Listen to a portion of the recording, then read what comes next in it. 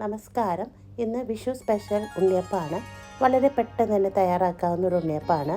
റവയും മൈദയും വെച്ചിട്ടാണ് കേട്ടോ ഈ ഉണ്ണിയപ്പം തയ്യാറാക്കുന്നത്. അപ്പോൾ അതെങ്ങനെയാണ് തയ്യാറാക്കുന്നത് നോക്കിയിട്ട് വരാം. 3 കപ്പ് റവയ്ക്ക് 3/4 കപ്പ് റവ, ആ ഒരു രീതിയിലാണ് കേട്ടോ ഈ ഉണ്ണിയപ്പം തയ്യാറാക്കുന്നത്.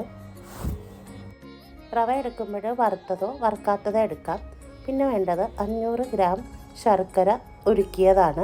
അത് ഇതിലേക്ക് ഒഴിച്ചെടുക്കാം. എന്നിട്ട് നന്നായിട്ട് ഇതൊന്ന് മിക്സാക്കി കൊടുക്കാം. ഓരോരുത്തരുടെ മധുരത്തിനനുസരിച്ച് കൂട്ടിയും കുറച്ചൊക്കെ എടുക്കാം കേട്ടോ. ഞാൻ ഇതിലേക്ക് 500 ഗ്രാം ശർക്കരയാണ് കേട്ടോ ചേർത്തിരിക്കുന്നത്. ഇനി ഇതിലേക്ക് അല്പം വെള്ളവും കൂടി ആവശ്യമുണ്ട്. അപ്പോൾ ഞാൻ ആ പാത്രത്തിൽ തന്നെ കുറച്ച് അല്പം വെള്ളം കൂടി ഒഴിച്ചിട്ട് അതുകൂടി അരിച്ച് ഇതിലേക്ക് ചേർക്കുന്നുണ്ട്. എന്നിട്ട് നന്നായിട്ട് ഒന്ന് മിക്സാക്കി കൊടുക്കാം. ഇനിയിപ്പോൾ ഇതിലേക്കൊരു ഫ്ലേവറിന് വേണ്ടിയിട്ട് ഒരു 5-6 ഏലക്ക എടുത്തിട്ടുണ്ട്. തൊലി കളഞ്ഞ് അതിൻ്റെ കുരുവാണ്. 2 ടീസ്പൂൺ പഞ്ചസാരയും കൂടി ചേർത്ത് പൊടിച്ച് അതും കൂടി നമുക്കിതിലേക്ക് ചേർത്ത് കൊടുക്കാം. എന്നിട്ട് നന്നായിട്ടൊന്ന് മിക്സാക്കി കൊടുക്കാം. ഇനിയിപ്പോൾ ഒരു മിക്സിയുടെ ബൗളിലേക്ക് 2 ചെറുപഴം അത് നമുക്ക് ഇതിലേക്കൊന്ന് അരച്ചെടുക്കണം.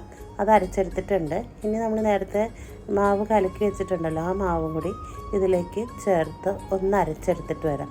അപ്പോൾ നമ്മുടെ ഉണ്ണിയപ്പത്തിന് നല്ല സോഫ്റ്റ്നെസ് കിട്ടും. നമ്മുടെ ഉണ്ണിയപ്പത്തിൻ്റെ കൂട്ടൊക്കെ റെഡി ആയിട്ടുണ്ട്. ഇനിയിപ്പോൾ ഇതുപോലെ ഒരു ബൗളിലേക്ക് ഒഴിച്ചെടുക്കാം.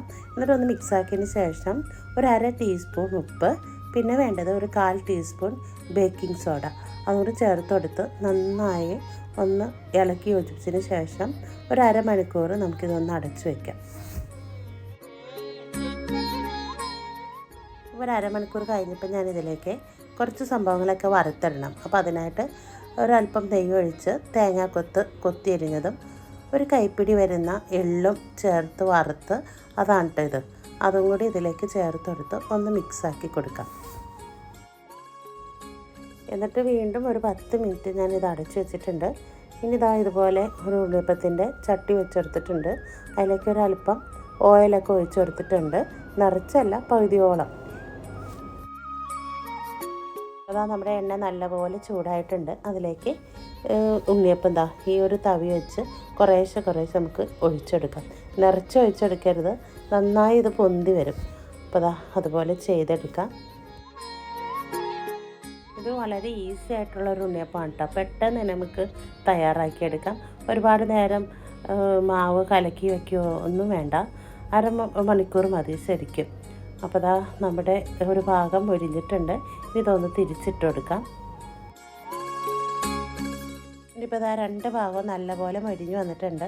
ഇനിയിപ്പോൾ നമുക്ക് ഇതൊന്ന് വറുത്ത് കോരിയെടുക്കാം. ഇനിയിപ്പോൾ ബാക്കി വന്ന എല്ലാ മാവ് ഇതുപോലെ തന്നെ ചെയ്തെടുക്കാം.